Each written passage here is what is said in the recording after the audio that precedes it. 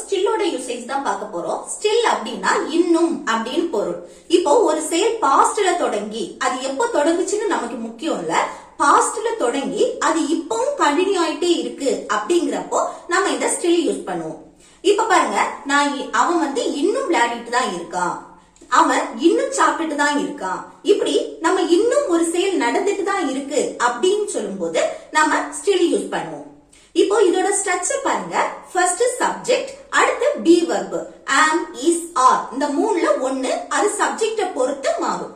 அதுக்கு அடுத்து நம்ம ஸ்டில் யூஸ் பண்ணுவோம். அதுக்கப்புறம் வெர்ப் கூட நம்ம ing சேர்ப்போம். இப்போ இந்த ஸ்டில்ல பி வெர்புக்கு அடுத்துதான் போடணும். இத சென்டென்ஸோட லாஸ்ட் நம்ம போடக்கூடாது. லாஸ்ட் போட்டோம்னா அதோட மீனிங்கே மாறிடும். இப்ப பாருங்க, மழை இன்னும் பெஞ்சிட்டு தான் இருக்கு அப்படின்னு சொல்லும் போது இட் இஸ் ஸ்டில் ரைனிங். அவ இன்னும் கோபமா தான் இருக்கா அப்படின்னு சொல்லும் போது she is still angry. அவன் இன்னும் விளையாடிட்டு தான் இருக்கான் அப்படின்னா he is